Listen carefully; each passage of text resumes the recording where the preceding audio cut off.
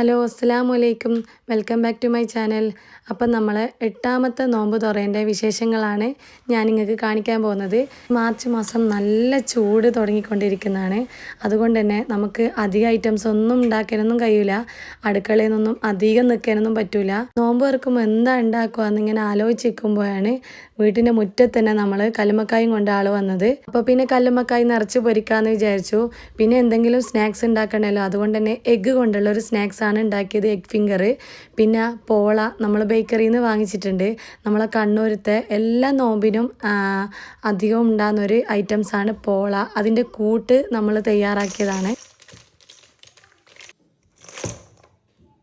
1 കിലോനും 300 gram കല്ലുമ്മക്കായാണ്. ഇത് ചെറിയ കല്ലുമ്മക്കായാണ്, പക്ഷെങ്കിൽ നല്ല നീറ്റായിട്ടുണ്ട്. അധികം കച്ചറിയൊന്നുമില്ല. പക്ഷെങ്കിൽ എത്ര ആയി കഴിഞ്ഞാലും ഇത് നല്ല ബുദ്ധിമുട്ടാണ്. കാരണം കുറേ ഉണ്ടല്ലോ, ചെറുതാണെങ്കിലും നന്നായിട്ട് നമ്മളിത് ക്ലീൻ ചെയ്യണം. ഇതിൻ്റെ ഉള്ളിൽ നിന്നൊരു പാമ്പൻ കിട്ടാനുണ്ട്. ഇത് എല്ലാ കല്ലുമ്മക്കായും നമ്മൾ നോക്കിയിട്ട് ചെയ്യണം, അല്ലെങ്കിൽ വയറുവേദന വരുന്ന പറയുന്നേക്കാം. ഞാൻ ഇതിൻ്റെ വീഡിയോ മുന്നേ ചെയ്തിട്ടുണ്ട്, അതുപോലെ ഷോർട്സും ചെയ്തിട്ടുണ്ട്. അതുകൊണ്ട് ഡീറ്റെയിൽ ആയിട്ട് പറയുന്നില്ല. പിന്നെ ഞാൻ ഒരു തേങ്ങ ഇതുപോലെ മിക്സിയിലിട്ടിട്ട് പെരിഞ്ചീരകവും പച്ചമുളകും ഇഞ്ചിയും ചെറിയുള്ളി ഇട്ടിട്ട് അരച്ചെടുക്കുന്നുണ്ട്. ഇത് കല്ലുമ്മക്കായി നിറയ്ക്കാനുള്ള മാവിന് വേണ്ടിയിട്ടാണ്. ഇങ്ങനെ ചെയ്ത് കഴിഞ്ഞാൽ നല്ല ടേസ്റ്റ് ഉണ്ടാവും. കാരണം വെച്ചാൽ പച്ചമുളകിൻ്റെ എരിവും എല്ലാം അതിലേക്ക് പിടിക്കും. നമ്മൾ വേവിക്കുന്ന സമയത്ത് വെള്ളമൊന്നും അധികം കൂടിപ്പോണ്ട. ഇനി ഒരു പാത്രം എടുത്തിട്ട് അരിപ്പൊടി, ഞാൻ ആമീസിൻ്റെ പൊടിയാണ് എടുക്കുന്നത്. കാരണം മുന്നേ പ്ലാനിങ് ഒന്നും ഇല്ലേനും കല്ലുമ്മക്കായി ഇങ്ങനെ നിറക്കണമെന്ന് പെട്ടെന്ന് കിട്ടിയതാണല്ലോ.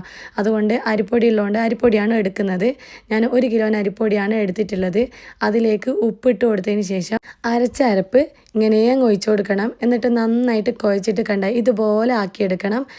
ഇനി അടുത്ത പരിപാടി ഇതിലേക്ക് നിറയ്ക്കലാണ്. ഇതുപോലത്തെ തട്ട്, ഇത് 3 തട്ടുണ്ടാവും. ഈ ഒരു തട്ടിലാണ് ഞാൻ നിറച്ച് വെക്കുന്നത്. നമ്മൾ മൂടിച്ചെമ്പിലും ഇഡ്ലി ചെമ്പിലെല്ലാം ഇതുപോലെ നിറച്ച് വെക്കാം.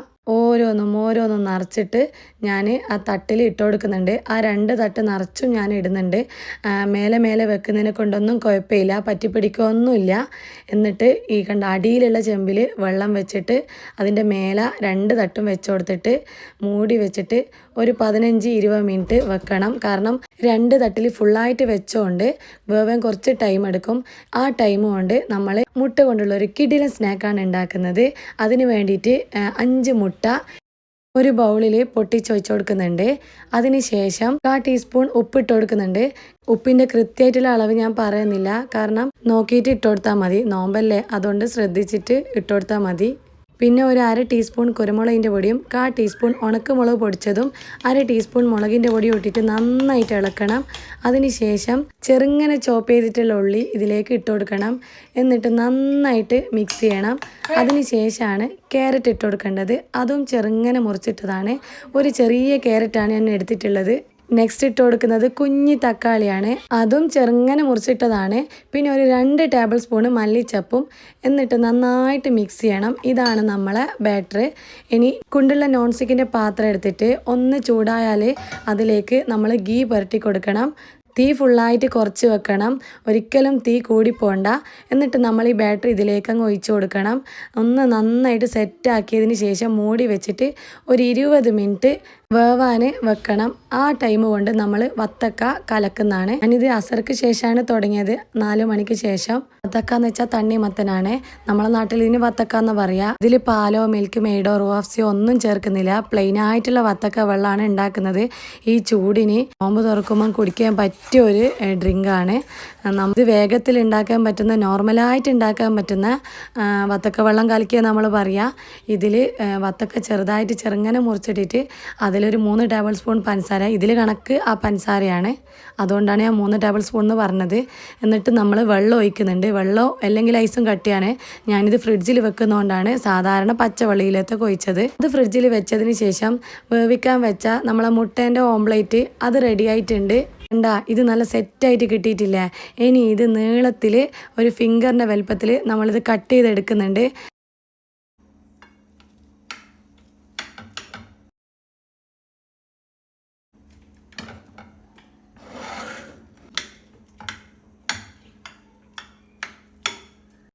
ഇത് കഴിഞ്ഞിട്ടില്ല, പകുതി മാത്രമേ ആയിട്ടുള്ളൂ. ഇനി ഒരു ബൗളിൽ 2 മുട്ട പൊട്ടിച്ചൊഴിക്കുന്നുണ്ട്. അതിലേക്ക് ഉപ്പിട്ട് കൊടുക്കുക. എന്നിട്ട് 1/4 ടീസ്പൂൺ കുരുമുളകിൻ്റെ പൊടിയും കുറച്ച് മല്ലിച്ചപ്പും പിന്നെ ഒരു 2.5 ടേബിൾ സ്പൂണ് പാലും ഒഴിച്ച് കൊടുത്തിട്ട് നന്നായിട്ട് അടിച്ചെടുക്കണം. അതുപോലെ ബ്രെഡ് പൊടിച്ച് വെച്ചിട്ടുണ്ട്.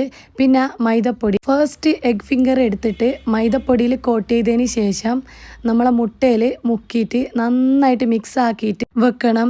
നമ്മൾ മൈദയിൽ ഒന്നും ഇടുന്നില്ല, ഉപ്പ് ഒന്നും ഇടുന്നില്ല, പ്ലെയിൻ മൈദയാണ്. ഇനി ബ്രെഡ് പൊടിയിലിട്ടിട്ട് നന്നായിട്ട് കോട്ട് ചെയ്തിട്ട് എടുക്കണം. എന്നിട്ട് നെയ്യിലിട്ട് പൊരിച്ചെടുക്കണം. എല്ലാ എഗ് ഓംപ്ലേറ്റും ഇതുപോലെ പൊരിച്ചെടുക്കണം. ഈസിയാണ്, അതുപോലെ നല്ല ടേസ്റ്റും ഉണ്ട്. ഒരു കബാബിൻ്റെ എല്ലാം ഒരു ടേസ്റ്റ് ഉണ്ട്. ചിക്കനും ഇറച്ചിയൊന്നും വേണമെന്നൊന്നുമില്ല, ഇതുപോലെ ഉണ്ടാക്കിയെടുക്കാം. നോമ്പില്ലാത്ത ടീംസ് എല്ലാം ചുറ്റും കൂടി നിന്നിട്ടുണ്ട് ഒരുക്കി കൊടുക്കാൻ വേണ്ടിയിട്ട്. 5 മുട്ടയ്ക്ക് ഇത്രയും എഗ് ഫിംഗർ കിട്ടുന്നുണ്ട്. ഇതിൻ്റെ ഒപ്പം കൂട്ടാൻ വേണ്ടിയിട്ട് ഞാൻ ഡൈനാമിക് സോസാണ് ഉണ്ടാക്കിയിരിക്കുന്നത്. ഒരു മയോണീസിൽ 1 ടേബിൾ സ്പൂൺ ടൊമാറ്റോ സോസും പിന്നെ ഒരു 1/2 ടീസ്പൂൺ മുളകിൻ്റെ പൊടിയും ഇട്ടിട്ട് നന്നായിട്ട് മിക്സ് ചെയ്തിട്ടെടുക്കുന്നതാണ് നമ്മളെ ഡൈനാമിക് സോസ്. അതിൽ ഗാർലിക് സോസും ഇടും. പിന്നെ എൻ്റെ കയ്യിൽ ഇല്ലാത്തതുകൊണ്ട് ഞാൻ സ്കിപ്പ് ചെയ്തതാണ്. കുറച്ച് നീളമുള്ള സ്റ്റിക്ക് എടുത്തിട്ടുണ്ട് ഞാൻ. ഓരോ ഫിംഗറും ഇതുപോലെ ഈ സ്റ്റിക്കിൽ കുത്തി കൊടുക്കുന്നുണ്ട്. ഇതൊരു മൊഞ്ചിന് വേണ്ടിയിട്ട് വെക്കുന്നതാണ്. സ്റ്റിക്ക് കുത്തണമെന്നൊന്നുമില്ല. പിന്നെ കുട്ടിയൊക്കെ ഇങ്ങനെ കാണുമ്പം ഒരു കഴിക്കാനും ഭയങ്കര ഒരു രസമായിട്ട് തോന്നും. അപ്പം നമ്മളൊരു സ്നാക്ക് ഇവിടെ റെഡി ആയിട്ടുണ്ട്. ഇനി ഇത് പോളയാണ്, നല്ല സോഫ്റ്റ് ഉള്ള പോളയായത്. ഇത് ഞാൻ ബേക്കറിയിൽ നിന്ന് മേടിച്ചതാണ്. എനിക്ക് ഇത് ഉണ്ടാക്കാൻ അറിഞ്ഞൂടാ, കഴിക്കുമല്ലാണ്ട്. ഇനി ഇൻഷാല്ലാ ഒന്ന് ട്രൈ ചെയ്ത് നോക്കണം. ഇത് കഴിക്കാൻ വേണ്ടിയിട്ട് ഒരു കൂട്ട് തയ്യാറാക്കണം. അതിന് വേണ്ടിയിട്ട് 1 കപ്പ് തേങ്ങാപ്പാലും പിന്നെ മൈസൂർ പഴം, ചെറിയുള്ളി ഒരു 5-8 ചെറിയുള്ളി എടുത്തിട്ടുണ്ട്. ഒരു ബൗളിൽ മൈസൂർ പഴം എല്ലാം ഇതിലേക്ക് ഇട്ട് കൊടുക്കുന്നുണ്ട്.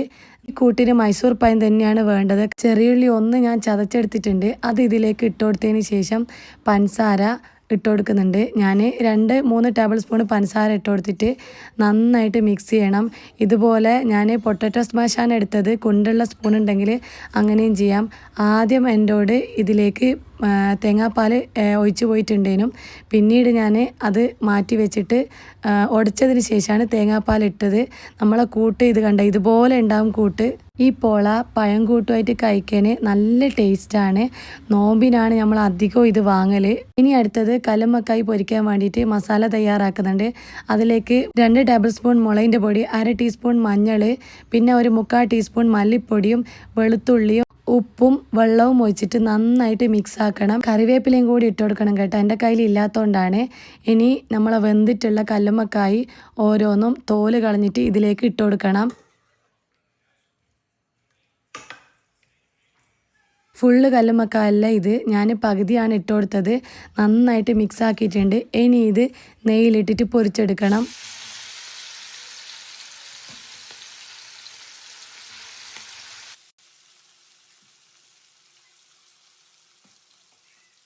ചെറിയ കല്ലുമ്മക്കായി ഉണ്ടാക്കാൻ പാടാണെങ്കിലും കഴിക്കാൻ സൂപ്പറാണ്. കുട്ടികളിങ്ങനെ എടുത്തെടുത്ത് കൊണ്ടുവന്നുണ്ടെങ്കിലും നമ്മൾ വേവിച്ച് വെച്ചിട്ട് കല്ലുമ്മക്കായി മുളകില്ലാണ്ട് ചെറിയ മോള് അവൾക്ക് ഭയങ്കര ഇഷ്ടമാണ് അങ്ങനെ കഴിക്കാൻ. ഇതാ നമ്മളെ കല്ലുമ്മക്കായി നിറച്ച് പൊരിച്ചത് ഇവിടെ സെറ്റായിട്ടുണ്ട്. നല്ല രസമുണ്ട് കാണാൻ. ഇനി നമ്മൾ നോമ്പ് തുറന്നിട്ട് കഴിച്ചും കൂടി നോക്കണം. ലാസ്റ്റായിട്ട് നമ്മൾ സെറ്റ് ചെയ്യുന്നത് നമ്മൾ വത്തക്ക വെള്ളം ഫ്രിഡ്ജിൽ വെച്ചത് ഇതിലേക്ക് ഒഴിച്ചു കൊടുക്കുന്നുണ്ട്. ഗ്ലാസ്സിൽ 4 ഗ്ലാസ്സാണ് എടുത്തത്. കാരണം ഇത് തണുപ്പുള്ളതുകൊണ്ട് ചെറിയ മോക്ക് കൊടുക്കുന്നില്ല. അവൾക്കിനി കുറച്ചും കൂടി ഒന്ന് തണിയതിന് ശേഷം കൊടുക്കുന്നുള്ളൂ. ബാങ്ക് കൊടുക്കാനായി